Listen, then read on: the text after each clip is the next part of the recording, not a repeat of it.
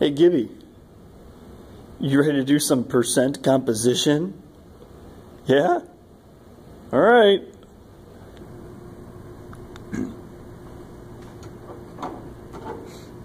Alright, percent composition by mass. So again, percent, all a percent is a part over a whole times 100. For any percent we're doing in this class, for any percent you ever get, so you're just going to take a part divided by the entire thing, multiply it by 100, and you get a percent. So the same thing is going to apply for percent composition for a substance. So here we have zinc chlorate, ZnClO3 with a 2 on the outside.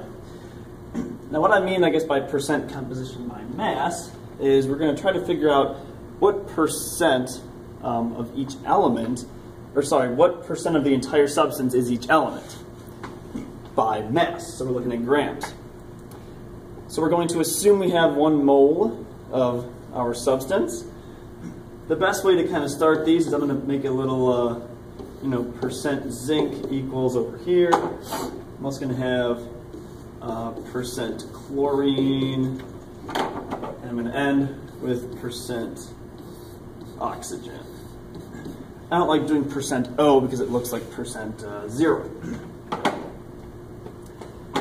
First step to finding out percent composition is to figure out the entire molar mass of zinc chlorate. So yes, you have to add up the molar mass of zinc, 2 chlorines, and 6 oxygens. If you do that, you should get an entire molar mass of 232.31 grams per mole. Now that's the entire substance. So in our little percent calculation, that's the whole thing. So we just want to do zinc, we just have to worry about the zinc first. So what we're going to do is if we assume we have an entire mole of the substance, we'll first just put the molar mass of a single atom of zinc, since that's all we have. We'll start with that as being the part. So the molar mass of a single atom of zinc, or I guess a mole of zinc, would be 65.41.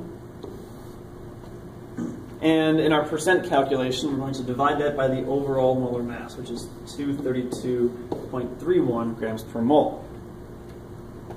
Again, on a test or knowledge check or whatever, if you get an 80 out of 90, you're going to take 80, or sorry, if you got 80 points out of 90 total, you'll take 80 divided by 90 times 100 and you get your percent. Same thing here, nothing different. So your part divided by the whole, if we multiply by 100, we end up getting our percent. In this case, zinc will end up being 28.16% abundant by mass in the compound. We're not done because we also have chlorine, but we don't have 1 chlorine, we have 2. So to do this, you have to take, again, the molar mass of the total chlorines in your compound. So since we have 2 of them, each is 35.45. That'll end up being 70.90. Note again, we're dividing by the overall. Nothing changes. In this huge piece of pie, we have zinc, we have chlorine, and we have oxygen. So we're going to do each individual one.